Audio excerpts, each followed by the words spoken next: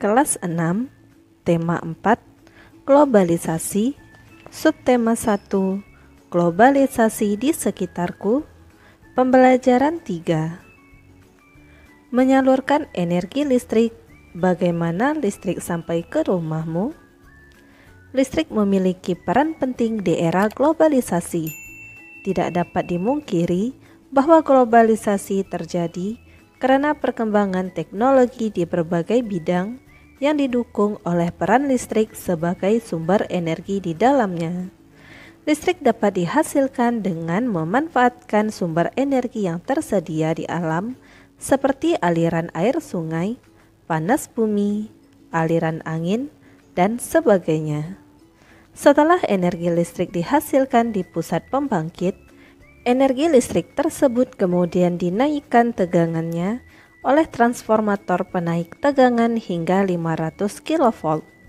Baru kemudian disalurkan ke berbagai tempat menggunakan sistem transmisi yang dinamakan saluran udara tegangan ekstra tinggi, yang menyalurkan energi listrik dari pusat-pusat pembangkit setelah melalui sutet yang melintasi wilayah pegunungan atau hutan-hutan. Energi listrik kemudian masuk ke gardu induk. Di gardu induk, energi listrik diturunkan tegangannya oleh transformator penurun. Tegangan menjadi tegangan menengah 20 kV. Kemudian energi listrik disalurkan ke gardu-gardu distribusi dan diturunkan kembali tegangannya dalam gardu distribusi menjadi tegangan rendah 220 volt. Tegangan tersebut ini sudah sesuai dengan kebutuhan rumah tangga.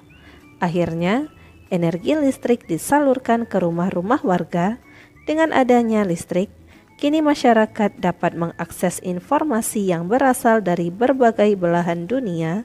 Tanpa listrik tentunya hal tersebut tidak akan bisa terjadi. Lalu, bagaimana dengan daerahmu?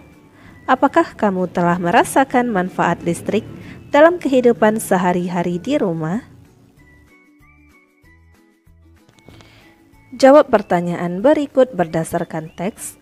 Diskusikan bersama teman untuk mendapatkan jawaban yang lengkap dan tepat. 1. Apa saja jenis sumber daya alam yang bisa digunakan untuk membangkitkan energi listrik? Jenis sumber daya alam yang bisa digunakan untuk membangkitkan energi listrik yaitu angin, panas bumi, air, dan sebagainya. 2. Apa fungsi sutet pada sistem transmisi energi listrik? Fungsinya yaitu untuk mengalirkan energi listrik dari pusat pembangkit pertegangan tinggi menuju ke berbagai tempat. 3. Mengapa energi listrik dari pusat pembangkit listrik perlu dinaikkan lalu diturunkan tegangannya sebelum disalurkan ke rumah-rumah? Karena jarak antara pusat pembangkit dengan rumah penduduk sangat jauh. Dengan menaikkan tegangannya, energi listrik tidak kehilangan daya terlalu banyak ketika proses transmisi. Sementara, penurunan tegangan listrik bertujuan untuk menyesuaikan tegangan yang dibutuhkan oleh alat-alat listrik yang ada pada rumah-rumah. 4. Bagaimana sistem transmisi tersebut memiliki peran penting di era globalisasi sekarang ini? Jelaskan dengan singkat.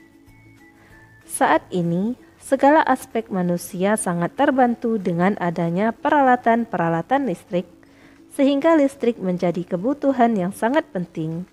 Oleh karena itu, diperlukan sistem transmisi untuk menyalurkan listrik yang dihasilkan oleh pusat pembangkit untuk memenuhi kebutuhan manusia. Berdasarkan hasil diskusi, tuliskan informasi penting dalam setiap paragraf dari teks tersebut pada diagram berikut.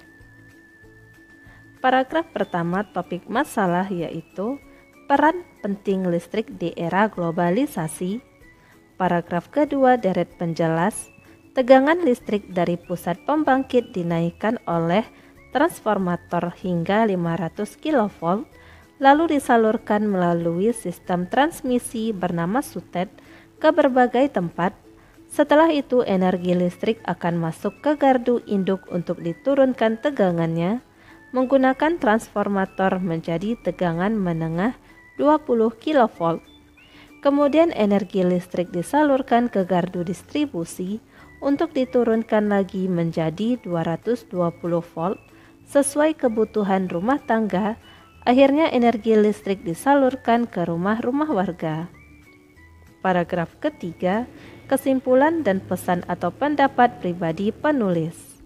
Dengan adanya listrik, kini masyarakat dapat mengakses informasi yang berasal dari berbagai belahan dunia. Tanpa listrik, tentunya hal tersebut tidak akan bisa terjadi. Nikola Tesla, seorang berkebangsaan Yugoslavia, adalah penemu sistem pembangkit dan transmisi listrik pada tahun 1895.